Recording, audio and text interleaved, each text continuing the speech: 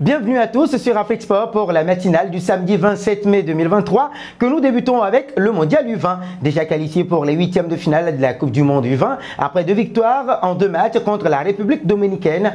2-1 le 21 mai et l'Italie 0-2 le 24 mai. Le Nigeria est éclaboussé par une polémique dont il se serait bien passé. En effet, l'arrière droit et capitaine des Flying Eagles, Daniel Bameyi, 17 ans, aurait officiellement déclaré évoluer au Yum Yum FC au Nigeria, un club imaginaire selon les indiscrétions d'Ungol Nigeria. À en croire le média local, il n'existerait pas la moindre trace d'un tel club à Abuja, ville où est censé se trouver son fief. D'ailleurs, aucune donnée sur l'écurie n'est répertoriée par les sites spécialisés. Le profil très incomplet du joueur sur le site de référence Transfermarkt va dans ce sens. En vérité, Bameyi jouerait dans un championnat de quartier. Cela ne l'a pourtant pas empêché d'être convoqué en équipe A du Nigeria, avec laquelle il compte une apparition fin 2022. Un sacré tour de force qui serait à mettre au crédit de son influent agent qui entretient de bonnes relations avec la Fédération nigériane de football FNF, d'après les révélations de SoFoot.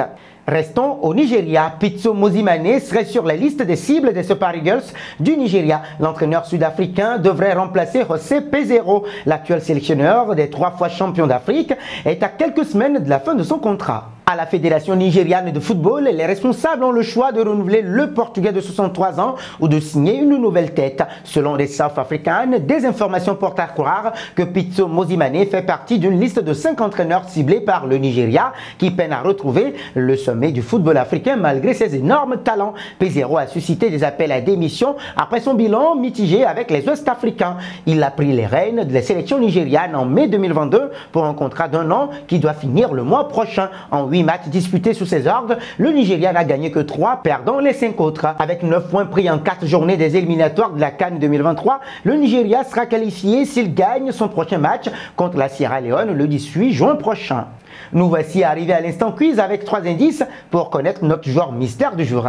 Premier indice, je suis un attaquant de 35 ans. Deuxième indice, j'évolue en série A italienne. Troisième indice enfin, j'ai déjà joué pour le Real Madrid et le Paris Saint-Germain. Qui suis-je? Vos réponses sont attendues en commentaire. Nos félicitations à tous ceux qui ont répondu Sébastien Haller lors de la dernière matinale. C'était le joueur à trouver puisqu'il est un attaquant de 28 ans d'origine française. Il joue en Bundesliga. Il a déjà été à West Ham United et à l'Ajax Amsterdam.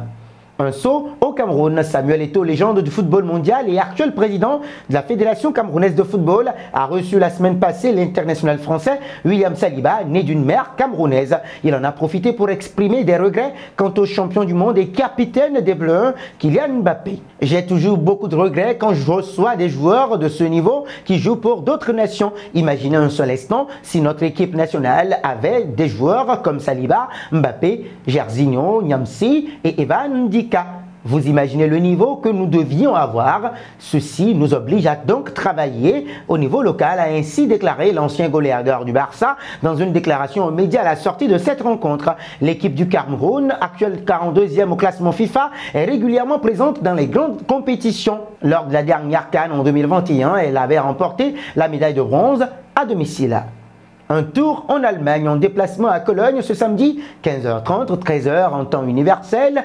À l'occasion de la 34e et ultime journée de la Bundesliga, le Bayern Munich devra impérativement s'imposer pour asseoir sa domination et toucher son rêve de 10e titre de champion consécutif. Pour autant, le club munichois restera tributaire du Borussia Dortmund qui, en cas de victoire face à Mayence, dans le même temps, sera officiellement sacré. Interrogé en conférence de presse sur cette possibilité, Thomas Tuchel a indiqué qu'il assumerait intégralement sa responsabilité. J'en serais entièrement responsable si ça arrivait. Personne ne m'en dissuadera non plus. Cela a toujours été mon approche. Dès que je suis sur la touche, je suis aux commandes. Peu importe ce qui se passera à la fin, ce ne sera pas une saison réussie. Nous devons terminer cette course, peu importe ce qui se passe dans le même temps, a concédé l'ancien entraîneur du Paris Saint-Germain. Et parlons justement du Paris Saint-Germain, Kylian Mbappé fait encore parler. Selon plusieurs journalistes espagnols, Kylian Mbappé regretterait sa prolongation au PSG. Le joueur de 24 ans serait déçu du recrutement réalisé par le club de la capitale française, mais aussi par l'attitude des dirigeants parisiens qui n'auraient pas tenu certaines de leurs promesses. Raison pour laquelle Mbappé aurait refusé d'étirer son bail d'une saison, soit jusqu'en 2025. Ok Diario va plus loin en annonçant que Kylian Mbappé voudrait quitter le PSG. Le joueur de 24 ans aurait prévenu son entourage proche, ne se sentant plus en adéquation avec le projet sportif. Le champion du monde 2018 espérait changer d'air, possiblement filer au Real Madrid. Mbappé estime que le PSG n'est plus en capacité de remporter la Ligue des Champions, son objectif prioritaire. À 24 ans, l'international français c'est ce qu'il veut et le PSG va devoir se montrer vachement persuasif lors du prochain mercato estival pour le rassurer et le conserver.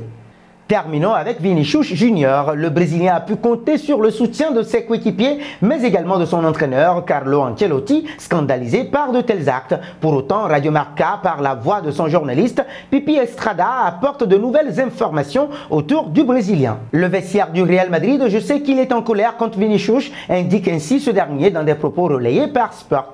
Et pour cause, si l'ensemble du club madrilène condamne fermement le racisme dont est victime Vinicius Junior, plusieurs cadres semble agacé par les multiples polémiques autour du gamin de Sao Gonçalo. Dans cette optique, le quotidien précise que Toni Kroos est contrarié et prudent aussi, si l'international allemand a certes toujours défendu son partenaire, assurant notamment qu'il était encore jeune. Son attitude crispe le vestiaire madrilène et ses cadres expérimentés, souvent au cœur de nombreuses controverses, que ce soit avec ses coéquipiers, des arbitres ou certains adversaires. Vinicius Junior lasse donc plusieurs de ses partenaires. Reste désormais à savoir si ces tensions impacteront le collectif, pire encore, le choix de certains lors du mercato estival.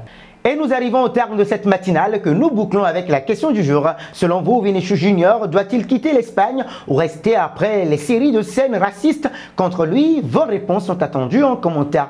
Mais en attendant, n'hésitez surtout pas de vous abonner sur Afrique Sport et d'actionner la cloche de notification pour ne rien manquer du football continental et international.